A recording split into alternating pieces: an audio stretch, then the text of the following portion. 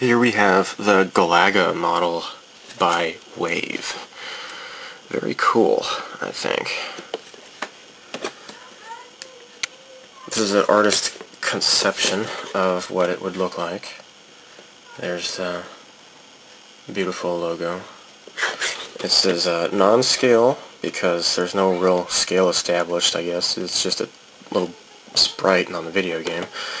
Galaga Fighter GFX-D002B. Okay.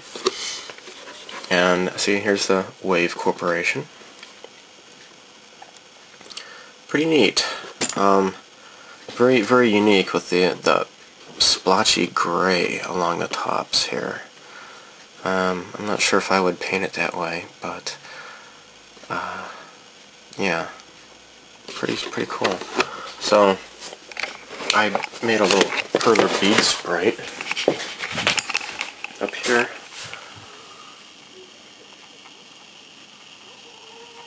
That's how it looks in the game. So yeah, this is quite a different interpretation of what it would look like. And you can see here, if you get two of these models, you can actually stick them together, just like in the game, like I just showed you. The Perler bead sprites I made had the two fighters in tandem with each other. So if you remove the side panel, you get these little holes, and you can actually stick the models together like so. Pretty cool. So let's open this up. Let's take a look inside. Now it comes in this off-white, almost a beige color. Here's the top part, and this is what would be the canopy, I suppose. Now in the actual game sprite, you can see the canopy's red, and this is not red. So if I was to paint this, I would, well, whenever I get around to making this model, it would be red. I would try to make it closer to the game as possible. And I would, like this back section, I would make this red. The whole back section red, instead of just like the stripe on the back. I try to make it look closer to the game. So this is obviously the top part. Neat. So I got some dust on here already. I've only taken it out a few times. It's got some lint stuck on it. I'd have to zoom in, but it has panel lines. Very shallow panel lines, though. I'm afraid of actually priming it, because the more panel lines that, or the more coats of paint you get, the shallower the panel lines become. I don't know if I would even prime it or not. I don't know. I try to prime all my models, but yeah. Here's the back side. The underneath, I should say. Got these little thrusters here, little parts of the engine on the bottom. Pretty cool. You can bring in a lot of detail through dry brushing on this. Pretty cool. Pretty cool. Okay. So yeah, they would stick together like so. Here are the sides. Pretty cool. So, like this part will, stick into here to cover up the holes, or you can take it apart, and if you buy another model, you can stick the models together. I don't think I would bother with that, though. I ordered this from Amazon Japan, so I got a little bit of a discount, plus it was free shipping. My local model shop doesn't really carry anything by Wave or Plum, I don't think. So I don't feel guilty for buying it off of the internet. I would support my local model shop if they would, buy these, but they don't keep these in stock. So moving on. Here you have, this is the stand, and here's the back engine part. Pretty swanky. Pretty cool. Here's the polycap parts mostly for sticking the fighters together. Here's the instructions. Yay. There's not very many parts to this model at all, so it looks pretty easy. And if you screw up, you can order replacement parts. So there it is. Pretty neat. Here's the painting guide here. Painting suggestion, I would say, because I'm not probably gonna paint it the way that they have it here. This gray stripe is, it's kind of cool, I guess, but I don't know, I might just paint it all a solid white color like in the game. And decal markings here. Cool, cool. So it looks like the body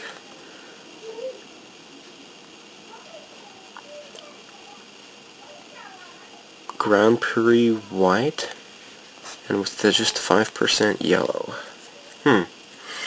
Okay. I don't know. Maybe.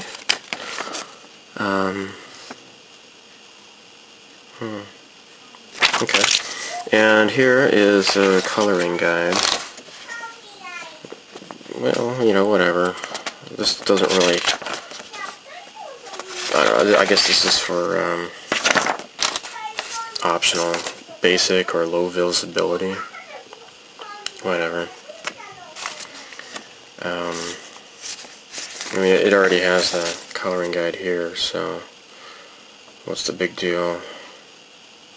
Whatever. Now check this out.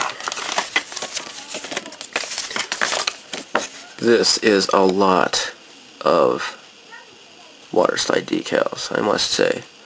That is quite a lot. Here, look at this. You can stamp these little guys on here along the side of your starship to show how many of the Galaga aliens you've shot down. That's pretty cool, huh? That is really cute.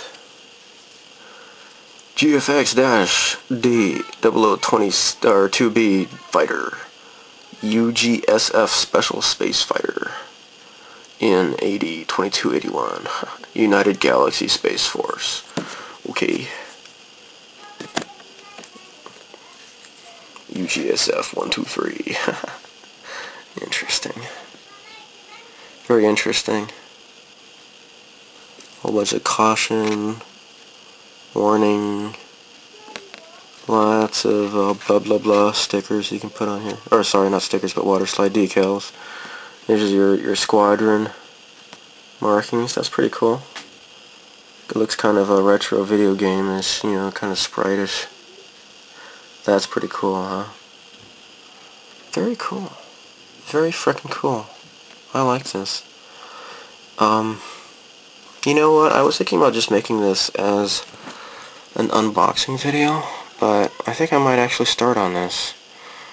I'm really tempted to just start on it for the heck of it. I mean, I have the paint already for this, so I think I might do that.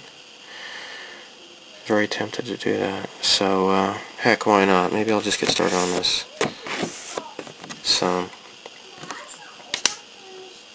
yeah, cool. Alright, well, if I'm going to start on it, let me get my nippers out. And then, start cutting it off the runners. Dun dun dun dun dun dun dun dun dun dun dun dun dun dun dun dun dun. Dun dun dun dun dun dun dun dun dun dun. Yeah, I know that's the Tetris music, but Galaga doesn't really have a whole lot of music to itself. Shoot, how's the Galaga music go? I have the Tetris music in my head now.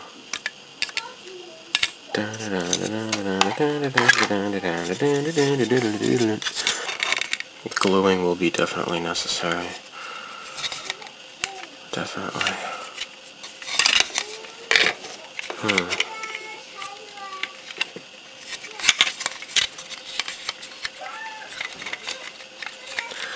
fine by me because I don't like snap tight models too much. Okay, well I guess that just kind of fits like that. So if I'm not going to prime this, I should at least wash the parts off with warm soapy water. That'll be a good thing to do, especially because I already have a bit of some lint that kind of wanted to stick to the model when I was looking at it a couple nights ago. It's worth pointing out that this model, the sprues are undergated. So once you trim them off like that, oops, I missed one here. There. You trim off the excess like this, and it looks clean. Looks very clean. I'm going to have to sand this a little bit, but it looks really clean that way. Start gluing this together here.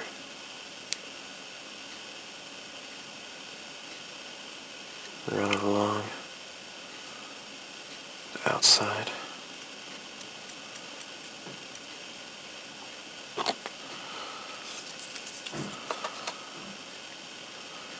And place these together. There. There. Now, gonna run along the outside here too. I'll just sand off the excess later. Let's see if I can clamp this here and here. Just trace along the outer edge here.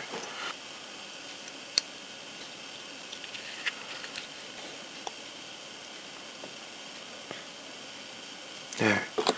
Again, we're going here and clamp here.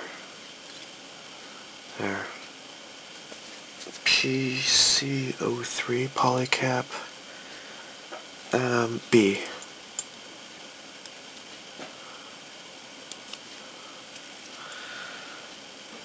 I'm going to use 2 of these. So the B goes here and here.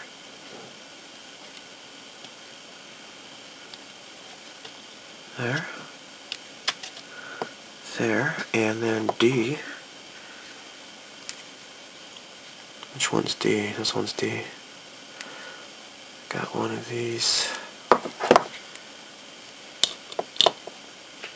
And it sticks up like this.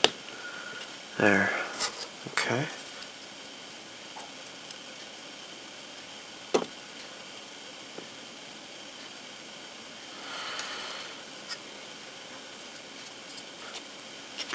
Fit this together. Like so. There. And then maybe run some glue along the outside. Sand off the excess later. Now the other part's been completed. So, it's late at night, so probably tomorrow I'll start painting on this tomorrow morning. Okay, I am going to be priming some of the parts at least, like the engine areas. I don't like not priming any of the model, so I'm going to be priming these parts here. These are the neat little engine parts. So for the main body of the ship, I'm not going to be using pure white. I'm going to be using this here.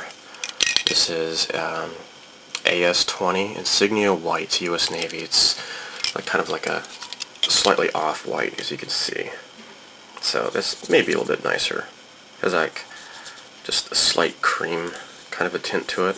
So I think this might be look a lot nicer for this the spaceship. For the red and blue, I'll be using TS39 Mica Red and TS44 Brilliant Blue.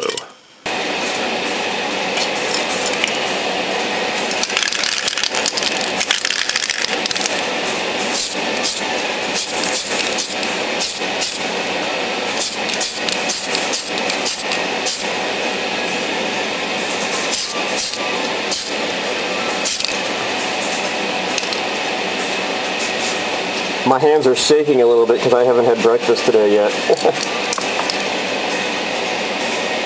think I might,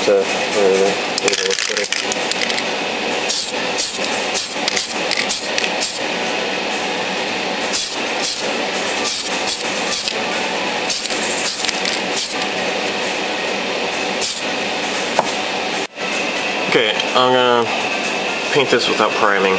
This is going to be the cockpit, so I'm just using a cosmetic brush. Make sure there's no lint on it. Sometimes I forget to do this, and that's not good.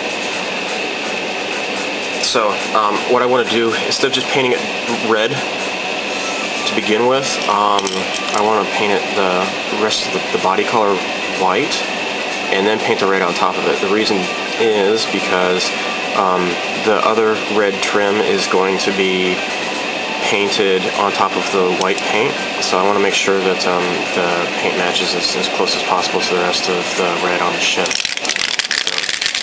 I've been busy shaking this up, so let's get started.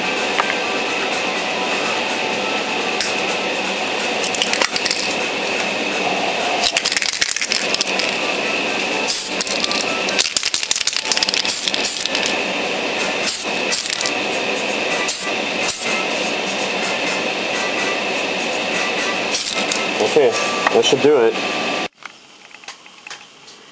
Now check this out. Maybe the light can get this, maybe not. There's like a parting line, like there's a seam line that goes down the middle of this cockpit. I didn't notice it before until I painted it. So I'm gonna sand it and then repaint it later.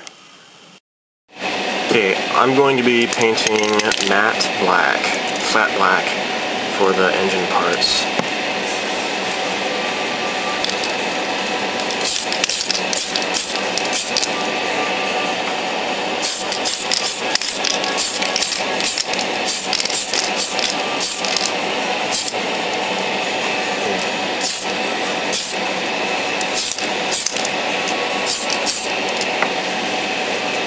Okay, what I'm doing now is using an X-Acto knife, twirling it around here, and I'm creating some battle damage. So I'm just going to gouge the plastic a bit here, and kind of bring out a little bit of battle damage detail before painting it. Hopefully it'll turn out pretty cool. So here's the finished results of what I was doing. I just used an X-Acto knife to kind of make a little blast mark here on the edge here. So once I glue it together, then I'll paint it, and then I'll dry brush in here with some silver paint or something or other. So it'll look pretty cool. Now with the Gradius Vic Viper model I went over the whole model with silver first, then I used masking tape to cover up some parts, and then I went over it again with the gray paint. I'm not going to be doing it with this model because, like I said, these are really shallow panel lines, and I don't want to lose the detail. So I'm just going to paint it white, and then use silver touch-up to kind of go in and make it look like the paint's been chipped away along the edges. So, yay. So I've glued the main body together. I have a bunch of these clips to keep it in place, and also rubber bands. And the engine is placed in the back. So that's what I have so far.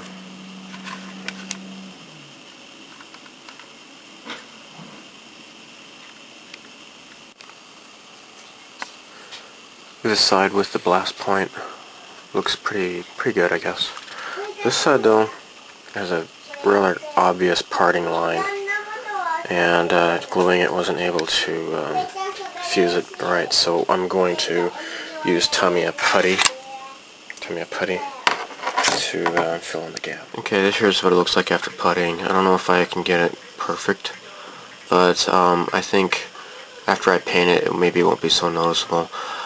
I don't believe this is fault of the model. Maybe when I cut it off the sprue, because there was a sprue right here.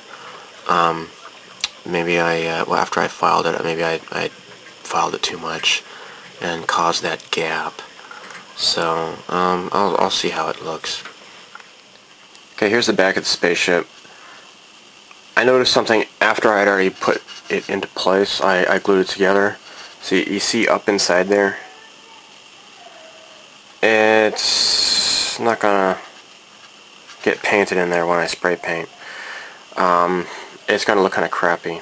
So what I'm gonna do is just get a brush. I'm just gonna get some flat black enamel paint and just paint up inside there. It's kind of hidden out of the way, so maybe it won't be so noticeable. But yeah, I don't want to just leave that the way it is. I don't think, because already it's got some paint stuck in there and such. So I went ahead and puttied a little bit along the edges here where there was a little bit of a seam. So I think I am going to prime this after all. So I got some fine surface primer. It's white. So I'm going to try this out, see how it works. And since it's fine, it shouldn't cover up much detail, because the detail is pretty subtle on this. So yeah, the fine should be able to prime it and not go on too heavy. So that's my plan. Put this in a bowl of warm water. I'm just going to shake this up well and apply it to the model.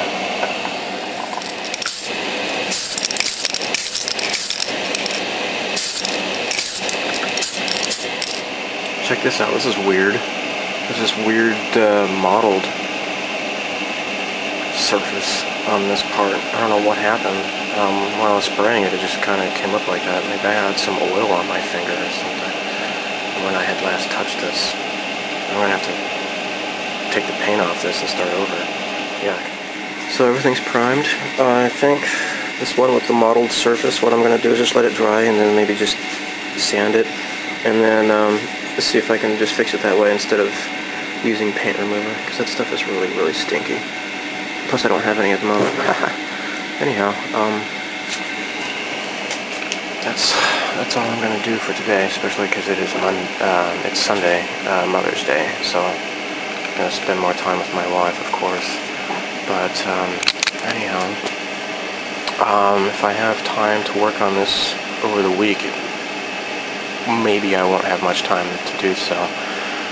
Next weekend is the Shizuoka Hobby Show, so I'm definitely looking forward to that. So anyhow, stay tuned for more bead stuff. Thanks for watching.